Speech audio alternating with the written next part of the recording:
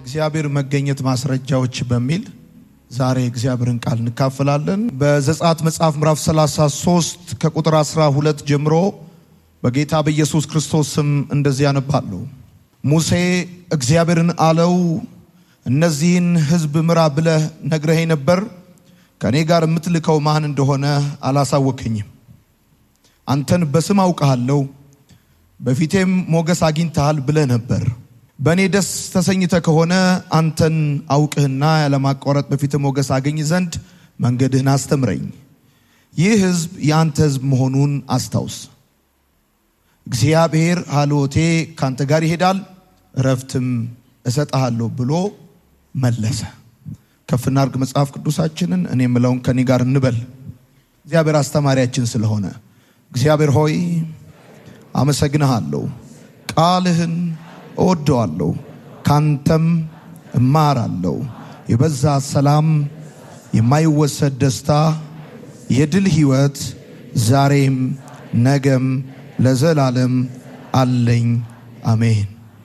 የተወደዳችሁ ቅዱሳን፣ በአዲስ ኪዳን ካህናት ቤተክርስቲያን አዲስ አበባ አጥቢያ በዛሬ ማታ ፕሮግራም የእግዚአብሔር መገኘት ማስረጃዎች በሚል ሐሳብ እንካፈላለን። አሁን ያነበብኩላችሁ የእግዚአብሔር ቃል በዘጸአት መጽሐፍ ምዕራፍ 33 ከቁጥር 12 እስከ 14 ድረስ ያለውን ሐሳብ ነው። እግዚአብሔር መገኘቴን በፊትህ አደርጋለሁ ደግሞም እረፍትን እሰጥሃለሁ ብሎ ለሙሴ የተናገረውን ሐሳብ ለመነሻነት አድርገን የእግዚአብሔርን ቃል ዛሬ እንካፈላለን።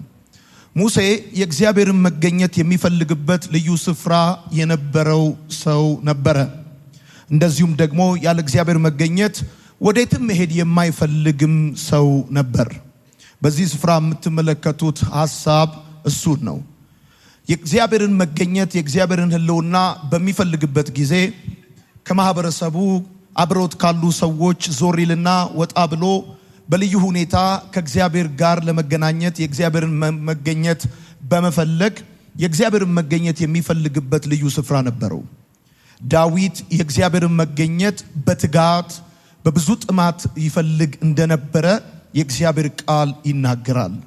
ስለዚህ እኛም የእግዚአብሔርን መገኘት ማወቅ አለብን። አንደኛ፣ ሁለተኛ መፈለግ አለብን፣ ሶስተኛ ማክበር አለብን።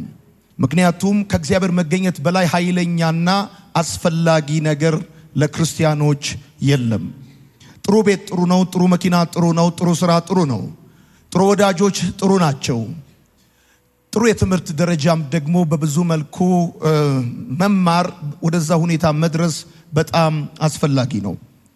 ነገር ግን ከብርም ከወርቅም በላይ ከምናየውም ከማናየውም በላይ ከሰዎችም በላይ ለሕይወታችን በጣም አስፈላጊ ነገር ቢኖር ልክ ለአሳ ውሃ አስፈላጊ እንደሆነ፣ ለሰው ልጅ መኖር አየር አስፈላጊ እንደሆነ፣ ለክርስቲያን በተለይም ደግሞ ለቤተ ክርስቲያን በጣም አስፈላጊና ወሳኝ ነገር ቢኖር የእግዚአብሔር ሕልውና፣ የእግዚአብሔር አብሮነት፣ የእግዚአብሔር መገኘት ነው።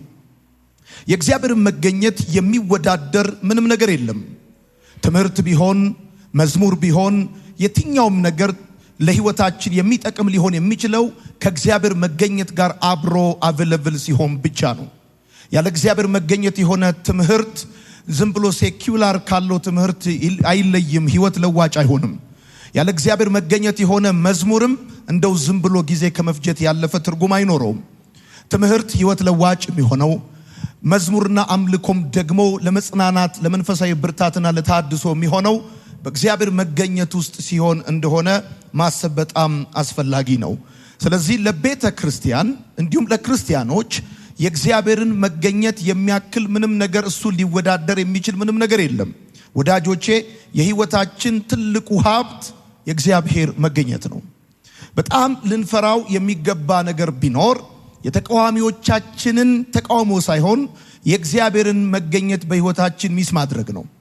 ሊያስፈራን ሊያስደነግጠን የሚችል ነገር ቢኖር የሱ በእኛ መካከል በክብሩ በማንነቱ በኃይሉ አለመገኘቱ ወይም ደግሞ እሱን ኤክስፒሪየንስ ማድረግ ማቆምህን ነው እንጂ በክርስትና ሕይወት በጣም ሊያሳዝንህ ሊያስደነግጥህ የሚገባው የሰዎች ፊት መጥቆር አይደለም፣ የሰዎች ጀርባ መስጠት አይደለም፣ የጠበቃቸው ነገሮች አለመሆን አይደለም፣ ወይ ተቃውሞ አይደለም።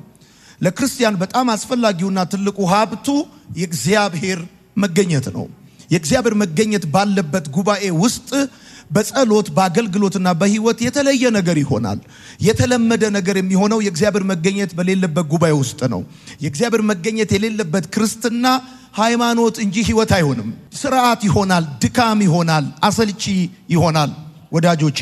ስለዚህ ስለ እግዚአብሔር መገኘት በደንብ አድርገን እንድንነጋገር ፈልጋለሁ ወዳጆቼ። መገኘቱ የሚታይ ነገር ነው። መገኘቱ የሚዳሰስ ነው። የእግዚአብሔር መገኘት በትክክል ይታያል።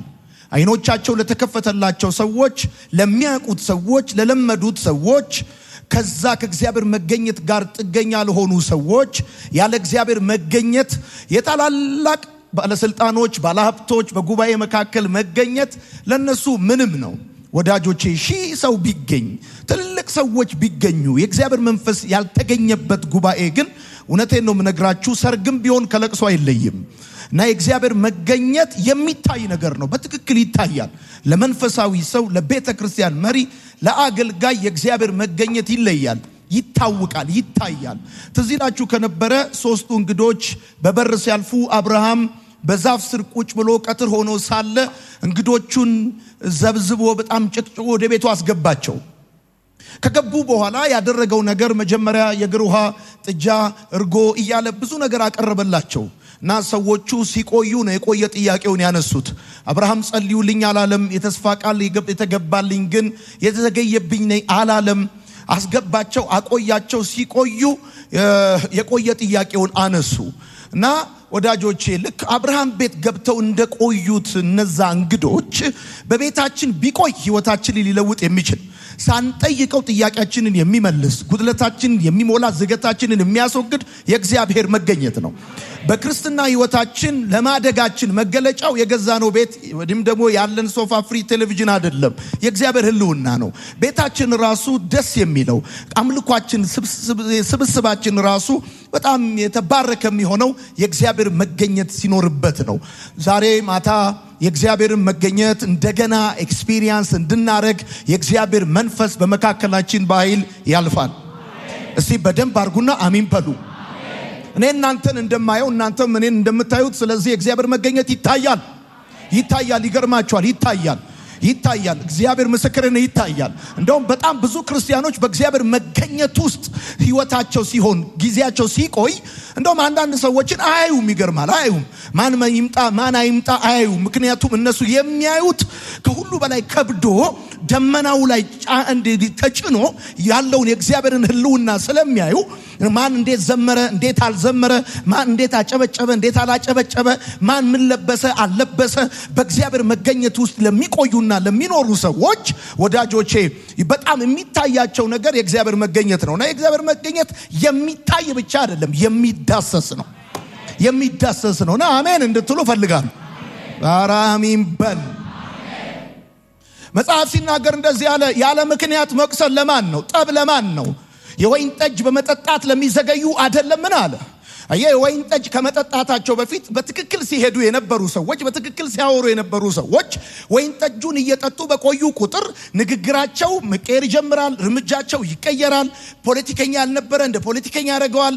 አንዳንዱ ጥበብ ጠርታኛለች ይላል፣ ድፈሪው ደፋር ይሆናል። ምክንያቱም የቆዩበት የተቆጣጠራቸው ነገር ከዚህ በፊት ያልነበረውን ነገራቸውን ያመጣል። አካሄዳቸውን፣ ንግግራቸውን፣ ኤቭሪ ነገራቸው ይቀይረዋል። በእግዚአብሔር መገኘት ውስጥ የሚቆይ ሰው፣ የእግዚአብሔር መገኘት የሚታየው፣ ያንን መገኘት የሚዳስስ ሰው ከመገኘቱ በፊት እንደነበረው አይደለም ንግግሩ፣ ከመገኘቱ በፊት እንደነበረው አይደለም እርምጃው።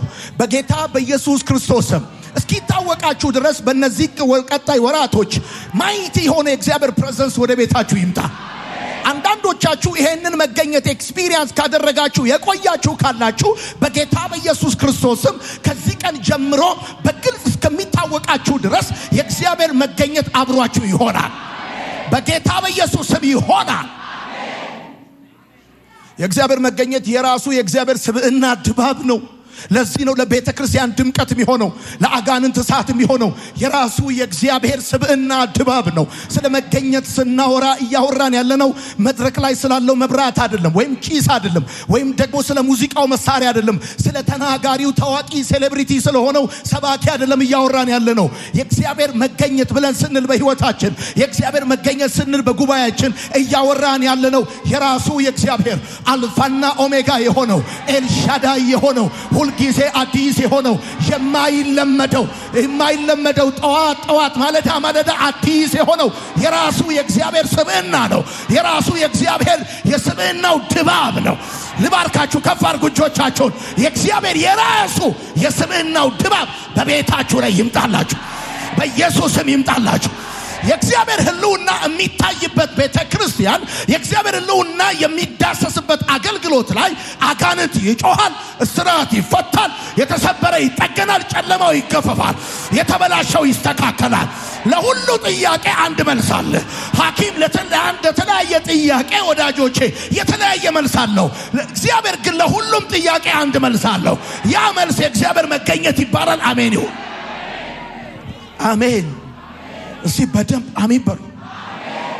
አሁን ይህን ትምህርት በማስተምርበት ጊዜ እንደዚህ ምናምን የሚሉ ሰዎች የትንቢት መንፈስ አለበት፣ የነቢያት መንፈስ አለ። አይችሉም። ኢየሱስ ጌታ ነው። ወዳጆቼ የእግዚአብሔር መገኘት ወዳጆቼ የሚጠና ሳይሆን የሚገለጥ ነው። የሚገለጥ ነው። የምታጠኑት አይደለም። የእግዚአብሔር መገኘት 1፣ የእግዚአብሔር መገኘት 2፣ የእግዚአብሔር መገኘት 3 እያላችሁ በግሪክ በአርማይክ በምናምን የምታጠኑት አይደለም። የሚጠና አይደለም፣ የሚገለጥ ነው። ተንበርክካችሁ እየጸልያችሁ፣ መኪና ውስጥ ሆናችሁ እየሄዳችሁ፣ በተኛችሁበት ቦታ፣ በስራ ቦታ የምታጠኑት አይደለም፣ የሚገለጥ ነው። ልክ ከህይወታችሁ ጋር ኤክስፒሪየንስ ስታደርጉት ነው የሚታወቃችሁ። እውነቴን ነው የምነግራችሁ። ደግሞ ድንገት ወደ ህይወታችሁ ባልጠበቃችሁት ሁኔታ ኤክስፒሪየንስ የምታደርጉትና የሚገለጥላችሁ ነው ወዳጆቼ። ስለዚህ የእግዚአብሔር መገኘት ማስረጃዎች ምንድናቸው የሚለውን ነገር እንድትመለከቱ ጋብዛችኋለሁ ወዳጆቼ። ብዙ ሰዎች የአጋንንት መገኘት ይሰማቸዋል፣ ነገር ግን የእግዚአብሔር መገኘት አይሰማቸውም። ውጊያ እንዳለ ይሰማቸዋል። በጣም ውጊያ አለ፣ ደስ የማይል ድባብ አለ። የአጋንንት መገኘት ሰይጣን በልዩ ሁኔታ እየተዋጋኝ እንደሆነ ይሰማኛል፣ የሆነ የሚጫጫነኝ ነገር አለ ይላሉ። ነገር ግን ይገርማል፣ የአጋንንት መገኘት የሚሰማቸውን ያህል የእግዚአብሔር መገኘት አይሰማቸውም። ውጊያ እንዳለ የሚሰማቸውን ያህል የእግዚአብሔር መገኘት አይሰማቸውም። ወዳጆቼ የእግዚአብሔር መገኘት ለክርስቲያን አማራጭ አይደለም፣ የግድ ነው። እውነቴን ነው የምነግርህ። ያለ እግዚአብሔር መገኘት ክርስትና ልትቀጥለው አትችልም፣ ልትጨርሰው አትችልም። ሩጫዬን ጨርሻለሁ፣ ሃይማኖቴን ጠብቄያለሁ ልትል አትችልም። ያለ እግዚአብሔር መገኘት ከባዱ ቀላል ሊሆን አይችልም፣ የተበላሸው ሊስተካከል አይችልም። ያለ እግዚአብሔር መገኘት አይሆንም፣ ግድ ነው ለክርስቲያን። ወዳጆቼ እኔ የምፈራው ተቃዋሚዎቼን አይደለም። እኔ የምፈራው ሳገለግል፣ ስኖር፣ ስጸልይ፣ ሳነብ የለመድኩትን የእግዚአብሔር ህልውና መገኘት ነው እንጂ የሆኑ ሰዎች ተገኙ አልተገኙ ምንም ለውጥ አያመጣም። ይገርማል። በመገኘቱ ለውጥ የሚያመጣ ምድረ በዳውን እንዲለመልም የሚያደርግ፣ አዘቅቱን የሚሰነጥቅ፣ ስብራትን የሚጠግን፣ የተበላሸን የሚያስተካክል፣ በመገኘቱ ታሪክን የሚቀይር አምላክ አለኝ የሚል ሰው ካለ አሜን ይባል። ኢየሱስ ጌታ እና የእግዚአብሔር መገኘት በጣም ለክርስቲያን በጣም መሰረታዊ ጉዳይ ነው። የመጀመሪያው የእግዚአብሔር መገኘት ማስረጃ እረፍት ነው። ጻፉ፣ እረፍት ነው። የመጀመሪያው የእግዚአብሔር መገኘት ማስረጃ እረፍት ነው። አሁን እንዳነበብኩላችሁ በዘጸአት መጽሐፍ ምዕራፍ 33 ከቁጥር 11 እስከ 14 ሳነብላችሁ እግዚአብሔር መገኘቱን በፊቱ እንደሚያደርግ እንደዚሁም ደግሞ እረፍትን እንደሚሰጠው የእግዚአብሔር ቃል ነግሮናል። ወዳጆቼ ይህ የዓለም እረፍት አይደለም።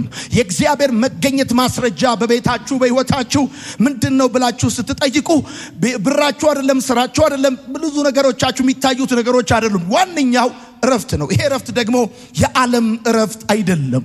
የዓለም እረፍት የምትጽፉ ሰዎች ከስራ ማረፍ ነው። የዓለም እረፍት አካልን ማዝናናት ብቻ ነው። ነገር ግን አይምሮክ በብዙ ሺህ ሐሳቦች ይወጠራል።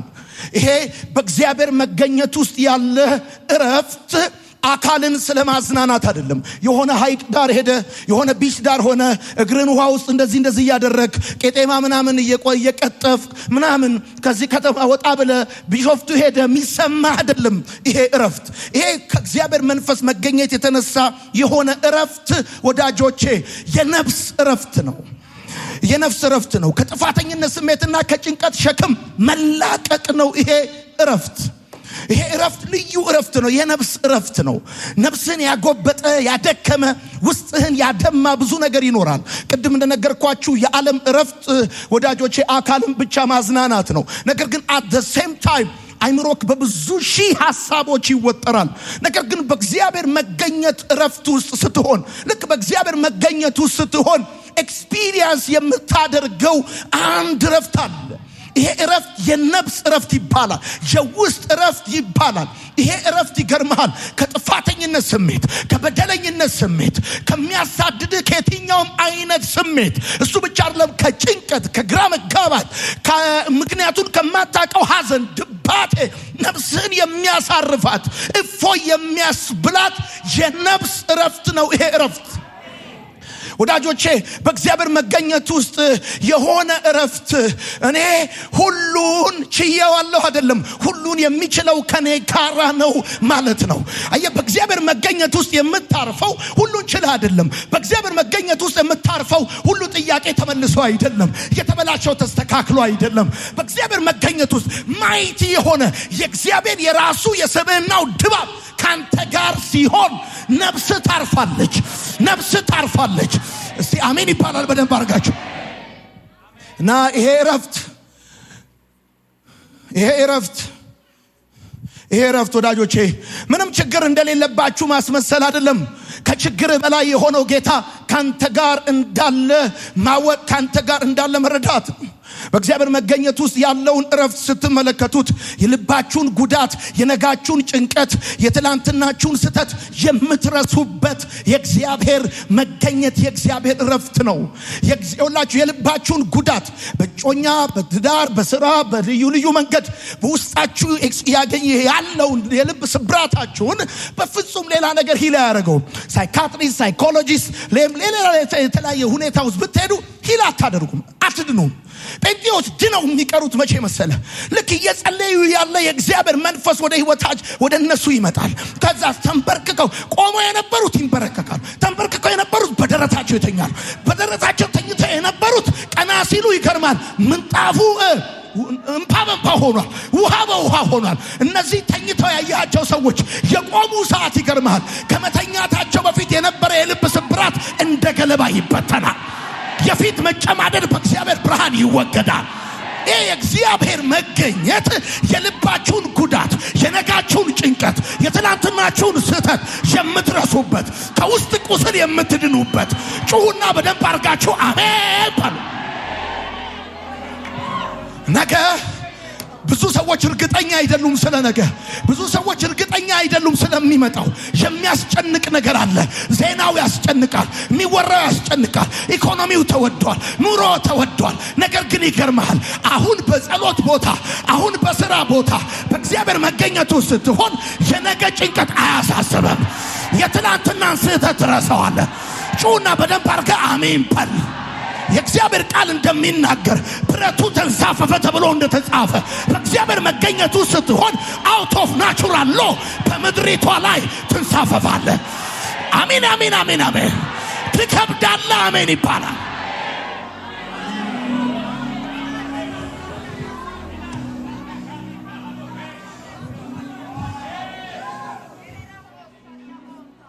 አው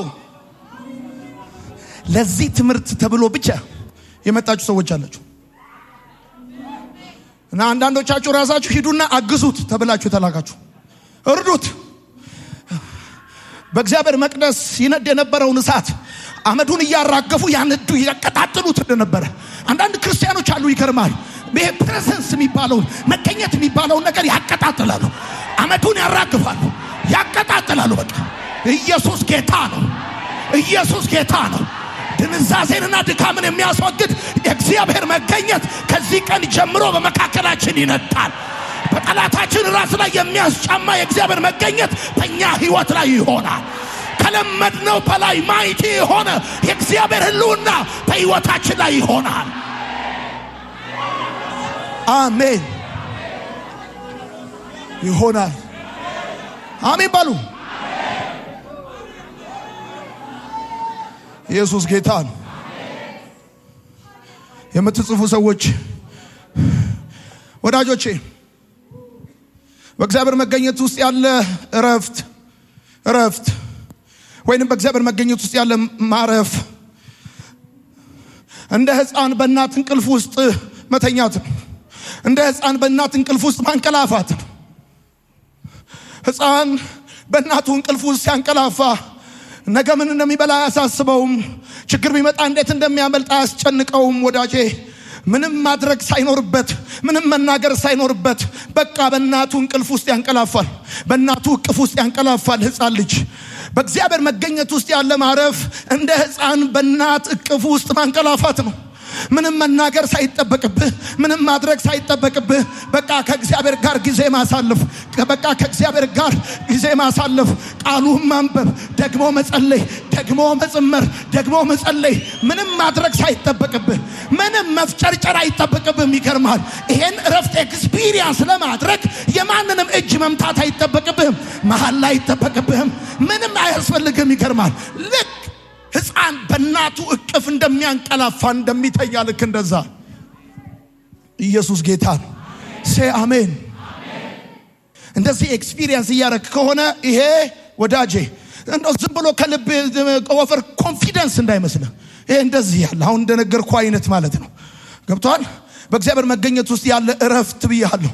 በእግዚአብሔር መገኘት ውስጥ ስላለ እረፍት ስነግርህ እንደዚህ አይነት እየተሰማ ከሆነ ይሄ የእግዚአብሔር መገኘት ማስረጃ ነው ወዳጄ።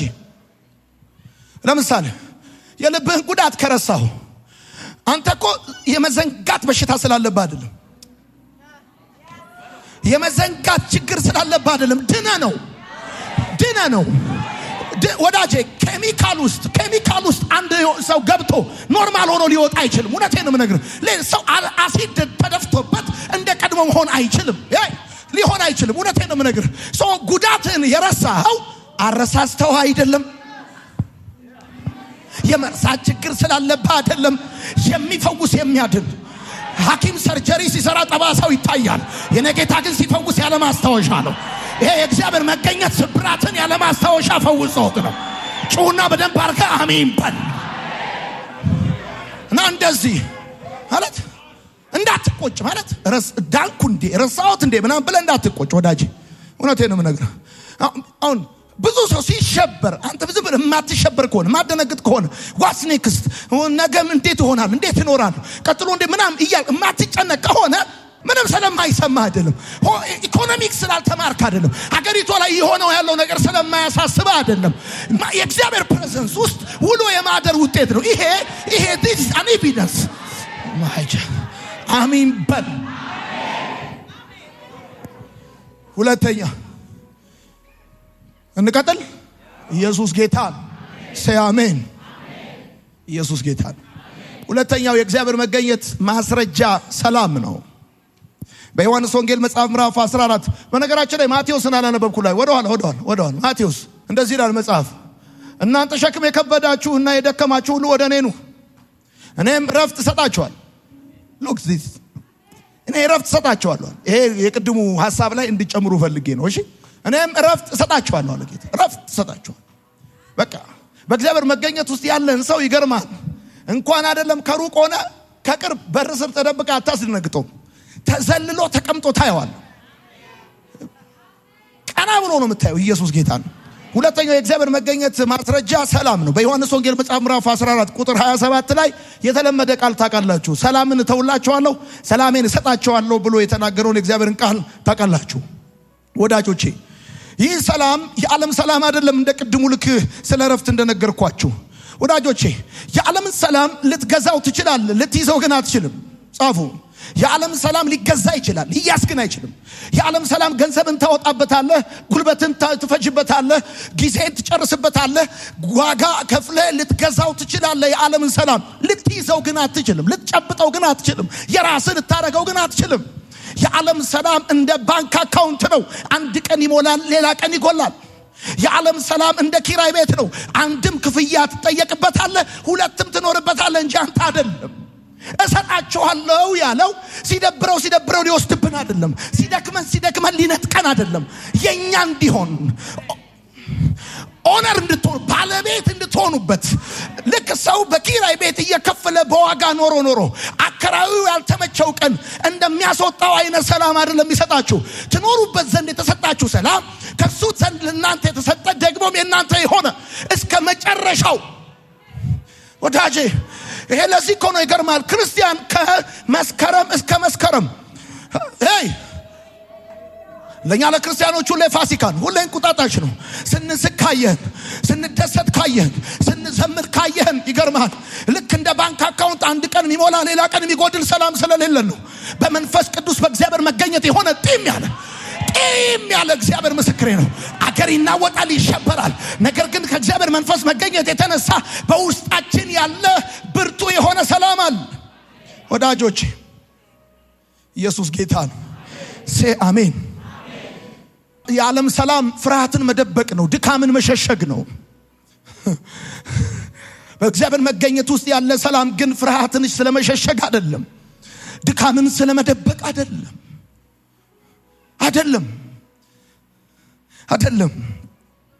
የዓለም ሰላም በሁኔታዎች ይለካል፣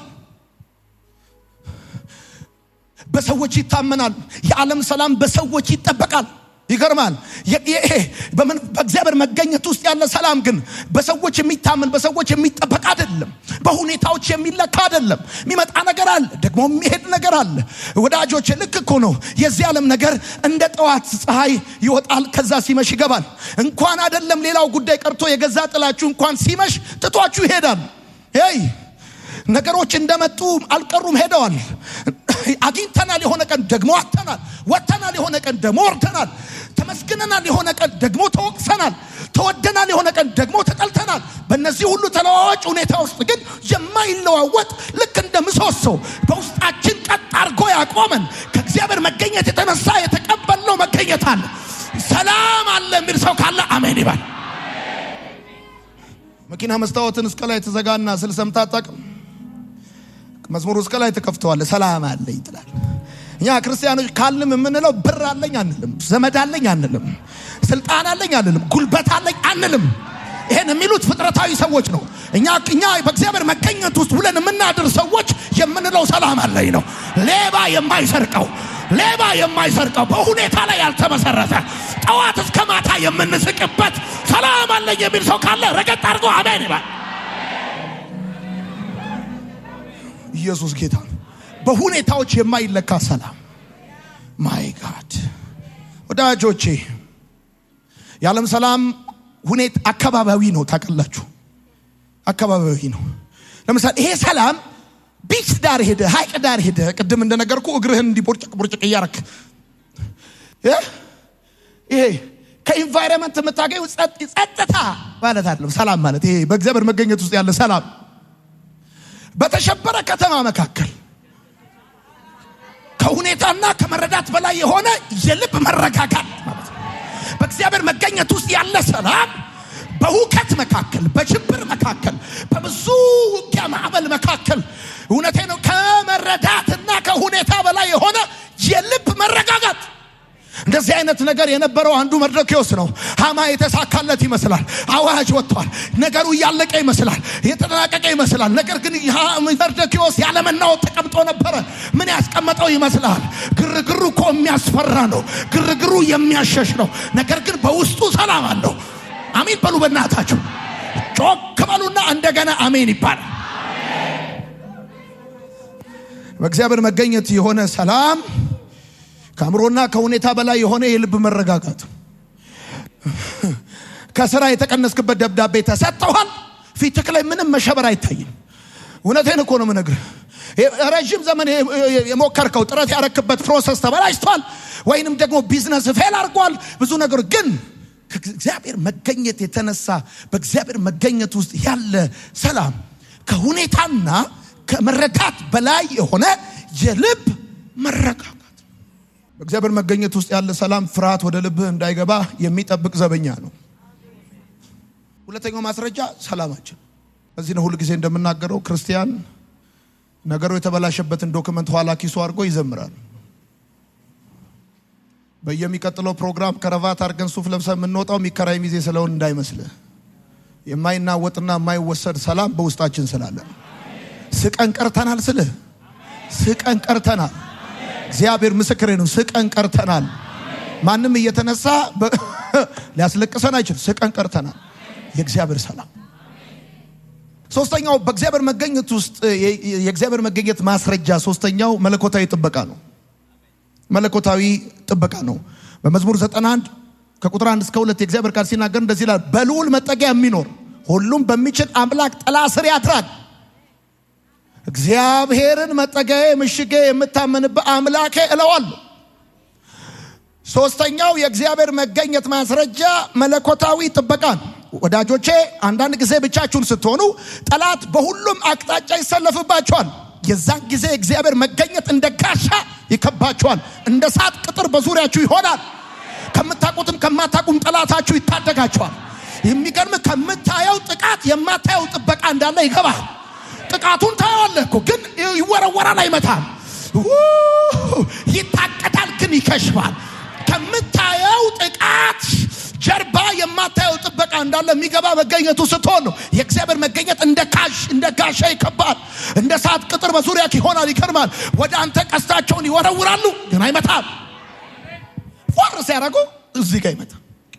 ጠዋት በሰላም ትወጣለህ፣ በሰላም ትገባለህ፣ ትተኛለህ፣ ደግሞ ትነሳለህ። ሴ አሜን። በጆሮ ከምትሰማው ሁካታ በላይ ለልብ ቅርብ የሆነ የምትሰማው ህልውና ይሰማል። ራሱ ይገርማል። እና ይሄ መለኮታዊ ጥበቃ ይባላል። መለኮታዊ ጥበቃ ይባላል። ሶስተኛው የእግዚአብሔር መገኘት ማስረጃ ዲቫይን ፕሮቴክሽን ነው። በልዑል መጠጊያ የሚኖር ሁሉም በሚችል አምላክ ጥላ ስር ያድራል። እግዚአብሔርን መጠጊያዬ ምሽጌ የምከለልብህ እለዋለሁ ተብሎ እንደተጻፈ ማለት ነው። ወዳጆቼ በእግዚአብሔር መገኘት ውስጥ ያለ መለኮታዊ ጥበቃ ከአደጋ መዳን ሳይሆን በአደጋ ውስጥ መቆም ነው። በእግዚአብሔር መገኘት ውስጥ ያለ ጥበቃ ለምሳሌ ሲድራቅ ሚሳቅ አብደናጎምን እግዚአብሔር ለማኖር እሳቱን ማጥፋት ግድ አይደለም። እሳቱን ማጥፋት አልተጠቀመበትም። የእሳቱን ኃይል ይዞታል። እሳቱ አለ፣ ኃይሉ ተይዟል። እኔ ሁል ጊዜ ይሄን ነገር ባትረሱ ደስ ይለኛል። እግዚአብሔር እናንተ ለማኖር ሲፈልግ ጠላት ያነደደባችሁን እሳት ማጥፋት ግዴታው አይደለም። የእሳቱን ኃይል ከያዘው የቀረው ዲምላይት ነው የሚሆነው። ለበዓሉ ድምቀት ይሆናል። ለበዓሉ ድምቀት ይሆናል። የምታልፍበት ሁኔታ ለበዓሉ ድምቀት ይሆናል።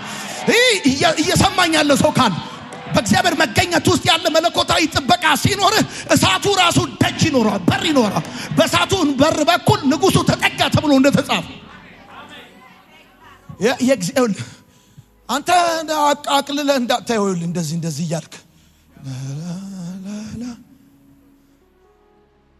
እያልክ እየዘመርክ የሚሰማ ውርር የሚያደርግ ወዳጅ ይሰማል። በእግዚአብሔር መገኘት ውስጥ ስትሆን ሌላ ሶስተኛው ማስረጃ ዲቫይን ፕሮቴክሽን ነው። ዲቫይን ፕሮቴክሽን ነው። የአገሬ ልጅ ከምታየው ጥቃት ጀርባ የማታየው ጥበቃ እንዳለ ይገባል። ማለት ጥቃቱን እኮ ያየሁ ነው። ሲወረወርብህ ያየ ነው። ሲታቀድብህ እየሰማ ነው። ሲሰምቱብህ ያለ 360 ዲግሪ ነው የከበቡ። እንዳያጠፉ የከለከላቸው ምንድነው? ያንተ ቴክኒክ ምናምን የሆነ ቦዲ ቢልደር ምናምን መሆን አይደለም። ይገርምሃል። ግን ዙሪያህን የከበበ የእግዚአብሔር መገኘት አለ። እውነቴን ነው የምነግርህ። የእግዚአብሔር መገኘት አለ። እውነቴን ነው የምነግርህ። ሲጠጋ የነበረ አንተ ጋር እጁን ዘርግቶ እንዳይነካ መገኘቱ ስትሆን አንድ ነገር ይታይሃል። አይኖች ሲከፈቱ ወደ አንተ የሚመለከቱ አይኖች እንዳሉ ይገባሃል። አንተን ለመርዳት የተዘረጋ እጅ እንዳለ ይገባሃል። ዛሬ ባርካለሁ። ዛሬ ጸልይላለሁ በጌታ በኢየሱስ ክርስቶስ ስም። ጠላት በየትኛውም አቅጣጫ ይዝመትብህ። ይሄንን የጠላት ውጊያ የምታሸንፍበት የእግዚአብሔር መገኘት በአንተ ላይ በኃይል ይሆናል። እስቲ አሜን በሉ። ኢየሱስ ጌታ ነው። እና የእግዚአብሔር መገኘት ወይም በእግዚአብሔር መገኘት ውስጥ ያለ መለኮታዊ ጥበቃ አደጋውን ማስወገድ አይደለም። በአደጋ ውስጥ መቆም ነው። እግዚአብሔር አንተን ለማኖር የግድ አደጋውን ማስወገድ አይጠበቅበትም። ያስገርማል ማለት ነው። በደም ስማኝ። በእግዚአብሔር መገኘት ውስጥ ያለ መለኮታዊ ጥበቃ በእግዚአብሔር መገኘት ውስጥ ያለ መለኮታዊ ጥበቃ በማዕበል ጊዜ እንደሚያስፈልግ መርከብ ሳይሆን በማዕበሉ ላይ እንደመራመድ ነው።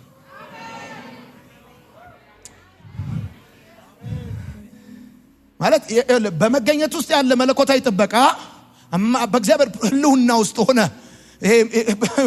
ላንተ የሚሆን መለኮታዊ ጥበቃ ልክ ማዕበል ሲነሳብህ ላንተ መርከብ ፕሮቫይድ ያደርግልህም በማዕበሉ ላይ ያራምዳል። ሴ አሜን። ኢየሱስ ጌታ ነው። አራተኛ የእግዚአብሔር መገኘት አራተኛው ማስረጃ የደስታ ሙላት ነው። የደስታ ሙላት ነው። በመዝሙር መጽሐፍ ምዕራፍ 16 ቁጥር 11 ላይ እግዚአብሔር ቃል ሲናገር እንደዚህ ይላል፣ በፊት የደስታ ሙላት በቀኝም ዘላለማዊ ፍስሐ አለ ይላል። ይኸው የህይወትን መንገድ ታሳየኛለህ። ባንተ ዘንድ የደስታ ሙላት በቀኝም የዘላለም ፍስሐ አለ። ባንተ ዘንድ የደስታ ሙላት በቀኝም የዘላለም ፍስሐ አለ። በእግዚአብሔር መገኘት ውስጥ ያለ አራተኛው ማስረጃ የደስታ ሙላት ያለ የመጀመሪያው ረፍት ነው። ከዛ ሰላም ነው። ከዛ መለኮታዊ ጥበቃ ነው። ከዛ የደስታ ሙላት። ወዳጆቼ የዓለም ደስታ የሌለውን ስታይ ትመካለህ፣ ያለውን ስታይ ታፍራለህ። እንደዚህ ነው የሚያደርግ።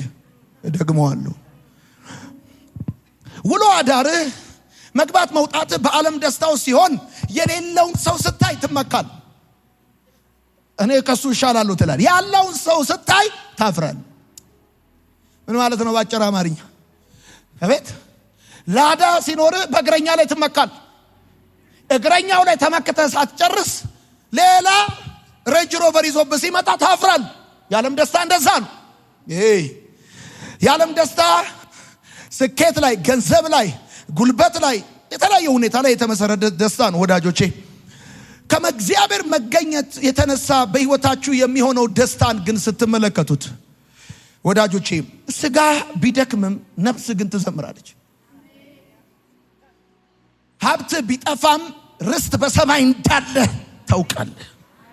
ይሄ ከእግዚአብሔር መገኘት የተነሳ በልብ ውስጥ የሚሞላ የደስታ ሙላት።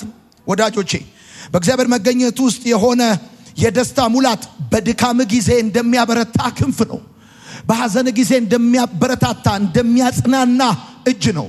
በብቸኝነት ጊዜ የምትሰማው ድምጽ ነው። ስለ እግዚአብሔር መገኘት ስናወራ የምናወራው ወዳጄ በብቸኝነት ጊዜ ስለምትሰማው ድምጽ ነው። ከሩቅ አይደለም፣ ከቅርብ፣ ከአጠገብ፣ ከውስጥ ከመንፈስ ቅዱስ የተነሳ የምትሰማው ድምጽ ነው። ብቻህን አይደለም ይላል። ብቻህን አይደለም ይላል። በመገኘት ውስጥ ያለ ደስታ በድካም ጊዜ እንደሚያበረታ እንደሚያነሳ ክንፍ ነው። በቃ እግዚአብሔርን በመተማመን የሚጠባበቁ ኃይላቸውን ያድሳሉ፣ እንደ ንስር በክንፍ ይወጣሉ ተብሎ እንደተጻፈ፣ አይደክሙም ተብሎ እንደተጻፈ እና በጣም አጥብቃ እግዚአብሔርን መገኘት በጣም መፈለግ ያለብን ለዚህ ነው። በድካም ጊዜ እንድትበረታ፣ በሐዘን ጊዜ የሚያጽናና እጅ ነው የእግዚአብሔር መገኘት። በብቸኝነት ጊዜ የሚያወራ ድምጽ ነው። ወዳጄ ክብር ለጌታ ይሁን። እስቲ አሜን በሉ። ጻፉ እንደዚህ ብላችሁ፣ በእግዚአብሔር መገኘት ውስጥ ያለን ደስታ ሰው በዓለም ሀብት ሁሉ ሊገዛው አይችልም። የእግዚአብሔር ደስታ ራስ ምታት የለበት፣ አጎበር የለበት፣ ማፏሸክ የለበት። ሴ አሜን። አራሚን በል። ኢየሱስ ጌታ። በእግዚአብሔር መገኘት ውስጥ ያለ ወዳጄ አራተኛው ማስረጃ አሁን የነገርኩ ነው የደስታ ሙላት። በደንብ ስሙኝ። ኤፌሳር መኪና መንገድ ላይ እየሄደ አይታችሁ፣ በማታ እየሄዳችሁ ኤፌሳር ከፊት እየመጣ አይታችሁ ታውቃላችሁ? መብራቱን አጭር ረጅም ሲያደርገው አይታውቃላችሁ? ኤፌሳር ከፊት ለፊታችሁ አጭሩን ረጅም ካደረገው አታዩ? አጭር ረጅም። ወዳጄ እኛ እኮ ጠዋት ሲነጋ ረጅም ነው የምናበራው። አልገባህም ያልኩት? አልሰማኝም ያልኩት? የአይሬሳ ሲደርስ አይደለም ረጅም እናበራው፣ ጠዋት ነው 12 ሰዓት ላይ ረጅም እናበራለን። አልሰማኝም ያልኩት? አንዳንድ ሰው ካልመሻ አያበራም። አንዳንድ ሰው ጠርሙስ ካልያዘ አያበራም። አንዳንድ ሰው ዛፍ ላይ ካልወጣ አያበራም። እኛስ ከመንፈስ ቅዱስ የተነሳ ከእግዚአብሔር መገኘት የተነሳ ውስጣችን ያለው ብርሃን ወዳጆች ኢየሱስ ጌታ ጅም ነው ምናምን የዩኒቨርሲቲ ተማሪ ሆነን ሚድና ፋይናል ከመድረሱ በፊት አንዳንድ ጊዜ እንጸልያለን። ፈተና ሲደርስ 2 እንጨምራለን። ፋይናል ከሆነ 3 እንጨምራለን። ጸሎት በጨመርን ቁጥር ነጥብ አልጣልንም። ይገርማል። እግዚአብሔርን ብለን መገኘቱን ብለን በልጠናል እንጂ አላነስንም። እውነቴ ነው። በርትተናል እንጂ አልደከምንም። እውነቴ ነው። የእግዚአብሔር መገኘት ሌላኛውን ማስረጃ ልንገር፣ ውስጣዊ ጥንካሬ ነው። እኔ ሌላ ቀን ነው ይሄን ጉዳይ የምቀጥለው፣ ግን የእግዚአብሔር መገኘት ሌላኛው ማስረጃ ውስጣዊ ጥንካሬ ነው። ይከርማችኋል። እንደተነገረባችሁ ንግግር፣ እንደተባላችሁት እንደደረሰባችሁ ነገር ቢኖር ተሰብራችሁ ወድቃችሁ ነበረ። ነገር ግን ከእግዚአብሔር መገኘት የተነሳ አምስተኛውን ጻፉ። የእግዚአብሔር መገኘት አምስተኛው ማስረጃ መለኮታዊ ምሪት ነው። መለኮታዊ ምሪት ነው። በምሳሌ መጽሐፍ ምዕራፍ 3 ቁጥር 5-6 የእግዚአብሔር ቃል ሲናገር እንደዚህ ይላል። በፍጹም ልብ በእግዚአብሔር ታመን፣ በራስ ማስተዋል አትደገፍ፣ በመንገድ ሁሉ እርሱን ወቅ፣ እርሱም ጎዳናህን ቀና ያደርገዋል። በሌላኛው ትርጉም አሻራህን ያስተካክለዋል ብሎ ይናገራል። ግራ በሚያጋቡ የህይወት ምርጫዎች ውስጥ ስትገባ፣ ግራ የሚያጋቡ የህይወት ምርጫዎች ሲያጋጥሙ በእግዚአብሔር መገኘት ውስጥ በቆየ ቁጥር ትክክለኛው መንገድ ያሳያል። ሌላኛው የእግዚአብሔር መገኘት ማስረጃ መለኮታዊ ምሪት ነው። አንዱ መለኮታዊ ጥበቃ ነው፣ ሌላኛው መለኮታዊ ምሪት ነው። ወዳጆቼ አንዳንድ ጊዜ በየትኛው መንገድ መሄድ እንዳለብህ ግራ ይገባል። ወይ እንደ ገጠር መንገድ ምልክት የሌለው ሁኔታ ውስጥ ትገባል። በዚህ ሊድ በዛ ሊድ ትላለህ። ልክ የዛን ጊዜ ትክክለኛውን አቅጣጫ የሚሰጥ ትክክለኛውን ኮምፓስ የሚሰጥ የእግዚአብሔር መገኘት። እውነቴን ነው የምነግርህ። ከዚህ በፊት የተሸወዳችሁት ከእግዚአብሔር መገኘት ውጪ ለሌሎች ሰዎች ተገኝታችሁ ነው። አቤት! ከዚህ በፊት የተሸወዳችሁት ከእግዚአብሔር መገኘት ውጪ አይ ላቭ ዩ፣ አይ ሚስ ዩ፣ አይ ኪስ ዩ ብሎ ነው። አሁን ግን በእግዚአብሔር መገኘት ውስጥ በጣም እየቆየ ስትመጪ አይ ላቭ ዩ ሲልሽ የቡዳ መንፈስ ታለ የቡዳ መንፈስ ድግምት ልቀቀውና ውጣ፣ ልቀቀው ጮና ውጣ ማለት ምን ኢየሱስ ጌታ ተላያ ዲሰርታል። አይኔ ይከፈታል በእግዚአብሔር መንፈስ። እስቲ አሜን በሉ። መዝሙር 119 ቁጥር 105 ምን ይላል? ሕግ ለእግሬ መብራት ለመንገዴ ብርሃን ነው ይላል። እንደዚህ ብላችሁ እንድትጽፉ ፈልጋለሁ ወዳጆቼ። ቶሎ ብዬ ነው የምጨርሰው። በእግዚአብሔር መገኘት ውስጥ ያለ መለኮታዊ ምሪት የምትሄዱበትን መንገድ ሁሉ ስለማወቅ አይደለም። ዋይ ጻፉ። በእግዚአብሔር መገኘት ውስጥ ያለ መለኮታዊ ምሪት የምትሄዱበትን መንገድ ሁሉ አስቀድሞ ስለማየት አይደለም። ስለማየት አይደለም። ልክ በእግዚአብሔር መገኘት ውስጥ ስትቆዩ፣ በእግዚአብሔር ሕልውና ውስጥ ስትሰነብቱ፣ ስትከርሙ በእግዚአብሔር መገኘት ውስጥ ያለ መለኮታዊ ምሪት ስለምትሄዱበት መንገድ ሁሉ አስቀድሞ ማየት አይደለም። እንደዚህ ብላችሁ ቆይ ከዚህ እስከዛ ምትሉት አይደለም። ነገር ግን ይገርማችኋል፣ በሚቀጥለው እርምጃችሁ የሚያበራ ብርሃን ነው። በሚቀጥለው ሁላችሁ እውነቴን እኮ ዋስኔክስ ይዶን ነው። ግን ልክ ቀኝህን እንደዚህ ቀና አድርገህ ልትራመድ ስትል ቦክ የሚል መብራት ሕግ ለእግሬ መብራት ተብሎ እንደተጻፈ ማለት ነው። መጽሐፍ አብርሃም ወዴት እንደሚሄድ ሳይነግረው እንደጠራው፣ ግን አብሮት እንደሚሄድ እንደነገረው በእግዚአብሔር መገኘት ውስጥ ያለ መለኮታዊ ምሪት አጠቃላዩ የህይወታችሁ ጉዞ ኮምፓስ ወይም ደግሞ ካርታ እጃችሁ ላይ የለም። ነገር ግን በእርግጠኝነት you are on the right track፣ እርግጠኛ ነህ በምትሄድበት መንገድ እንደሚያደርስ እርግጠኛ ነህ። ጻፉ። መገኘቱ መንገድህን ያስተካክለዋል፣ መንገድህን ያቀነዋል። እንዴት ካልከኝ በኢሳይያስ መጽሐፍ ምዕራፍ 30 ቁጥር 21 ላይ እንደዚህ ይላል፣ ወደ ቀኝም ሆነ ወደ ግራም ዞር ብትል ጆሮ ከኋላ መንገዱ ይህ ነው በእርሱ ሂድ የሚል ድምፅ ይሰማል። ወደ ቀኝም ሆነ ወደ ግራ ዞር ብትል ከዛ ጆሮ ከኋላ ከመገኘቱ ውስጥ ከሕልውና ውስጥ መንገዱ ይህ ነው በዚህ ሂድ የሚል ድምፅ ይሰማል። የሆነ ስራ ልጀምር ስትል ተወው ይላል። በሆነ ሁኔታ ሪሌሽንሺፑ ልገባ ይቅርብ ይላል። ጆሮ ከኋላ ድምፅ ይሰማል። እግዚአብሔር ምስክሬ ነው። በእግዚአብሔር መገኘት ውስጥ ውለው አድረው በእግዚአብሔር መገኘት ውስጥ ቆይተው ምሪት ሳይቀበሉ የወጡ አንድም ሰዎች ነው። ልክ ከዛ ሁኔታ ውስጥ ሆኖ ስታገኟቸው ጌታ እንዲህ ተናገረኝ፣ ጌታ እንዲህ ያለኝ፣ ይሄን አታርጋለኝ፣ ይሄን አርጋለኝ ይሏቸዋል። አንዱ የእግዚአብሔር መገኘት ማስረጃ መለኮታዊ ምሪት ነው። እንደዚህ ብለህ መኖር ታቆማለህ።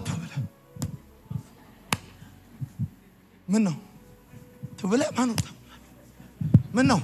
ራሱ ይገርማል። ደመናው ሲሄድ ትሄዳለህ፣ ሲቆም ትቆማለህ። ማይ ጋድ ሲሄድ ትሄዳለህ፣ ሲቆም ትቆማለህ። ሲቀመጥ ትቀመጣለህ። ማይ ጋድ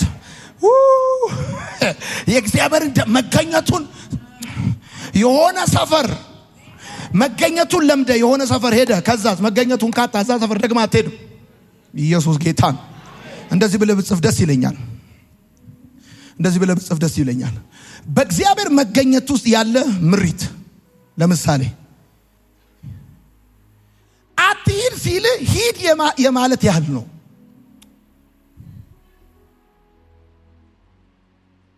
አትሂድ ሲል እንደ ሂድ ያህል ነው። በእግዚአብሔር መገኘት ውስጥ ያለ መለኮታዊ ምሪት አትሂድ ሲል እንደ ሂድ ያህል ነው። አትሂድ ብሏል፣ ግን አንተ አንደርስታንድ የምታደርገው ሂድ እንዳለ ያህል ነው። በቃ ለዚህ ነው አንዳንዴ ከእግዚአብሔር መገኘት የተነሳ በእግዚአብሔር ሕልውና ውስጥ ሆነ የሆነ ቦታ ላይ ስትቆይ የሆኑ ሰዎች ይመጡና ዘንድሮም እዛ ነው ይለዋል። አቤት በእግዚአብሔር መገኘት ውስጥ ያለ መለኮታዊ ምሪት አንዳንዴ በር ይዘጋባል። የተከፈተ የለ ያህል ነው። አልሰማኝም። ይሄ ነገር የሚገባቸው ስለዚህ ጉዳይ አንዳንድ ሰዎች አሉ። ስለ በቆሎ ስፔሻላይዝ አድርገው የሚያጠኑ ሰዎች አሉ። ምን ነው ስለ ስንዴ ያለው ስለ መገኘቱ በጣም በቃ መስማት ደስ እዛ ጉዳይ ስፔሻላይዝ የሚያደርጉ በእግዚአብሔር መለኮት መገኘት ውስጥ ያለ መለኮታዊ ምሪት አትሂድ የሚለው አትሂድ የሚለው ምሪት ራሱ የሂድ ያህል ነው የሚያስደስት። አሁን ሰው የሚደሰተው ሂድ ሲባል አይደል? እንካ ሲባል ተው ሲባል አይደሰትም። በእግዚአብሔር መገኘት ውስጥ ያለ መለኮታዊ ምሪት ተው የእንካ ያህል ያስደስታል። እንካ የተባልክ ያህል እሺ እምቢ ተብለ እምስቀው ሳቅ እምዘምረው መዝሙር እምታሰማው እልልታ እምቢ ተብለ እሺ የተባለ ያህል እና ዛሬ ከፕሮግራም በኋላ እንደዛ እምልል ስትይ የነበረው ምስሎን እምቢ ተብለሽ አና እግዚአብሔር አንዳንድ ጊዜ ይዘጋባል፣ አንዳንድ ጊዜ ይከፍትልሃል ምናምን። ግን በመገኘት ውስጥ ያለ መለኮታዊ ምሪትን ስትለማመደው በቃ አንዱ ማስረጃ በቃ አንዱ ምሪት አለ። በቃ ጌታ ምስክሬ ምሪት አለ። ውጣ ይላል ትወጣለህ፣ አትውጣ ይላል አትወጣም፣ ይቅርብህ ይላል ይቀርብሃል። ተዛስ ገና አትቀደምም። ይገርማል። አትቀደምም።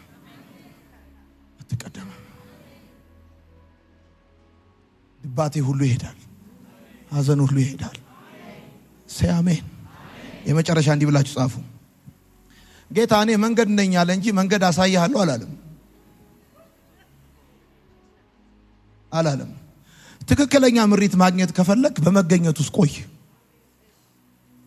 በመገኘት ውስጥ ቆይ። በቃ ትክክለኛ ምሪት ማግኘት ከፈለክ በመገኘት ውስጥ ቆይ። ጌታ እኔ መንገድ አሳይሃለሁ አላለም። እኔ መንገድ ነኝ ነው ያለው። ኢየሱስ ጌታ ነው። ወደ ቀኝም አሁን ይኸውልህ ስማ፣ ኢቭን ድምጽ እንኳን የሚመጣላቸው ሰዎች እኮ ጌታ ምስክሬ ነው። ድምጽ፣ ትንቢት፣ መልእክት፣ መገለጥ ምናምን የሚመጣላቸው ሰዎች ራሱ በመገኘት ውስጥ የሚቆዩ ሰዎች ናቸው። ምክንያቱም መጽሐፉ እንደዚህ ነው። ወደ ቀኝም ወደ ግራ ብትል ከኋላ ካለ መንገዱ ይሄ ነው በዚህ ሂድ የሚል ድምጽ ትሰማለህ። ድምጽ ራሱ የምትሰማው በእግዚአብሔር መገኘት ውስጥ ስትሆን ነው። ወዳጄ ድምጽ ራሱ ይመጣል። እዛ ጋር ለዋ አንተ ቁማ ይቅርብ ብሏል ጌታ አሜን ብላ ወደ ቸርች ወደ ቤት መገኘት ውስጥ ካለው ድምጽ ራሱ የመጨረሻ መገኘት ውስጥ ካለው ወዳጄ የ40 ደቂቃው ስብከት 40 ዓመት ነው የሚሆንብህ። ጌታ ምስክሬ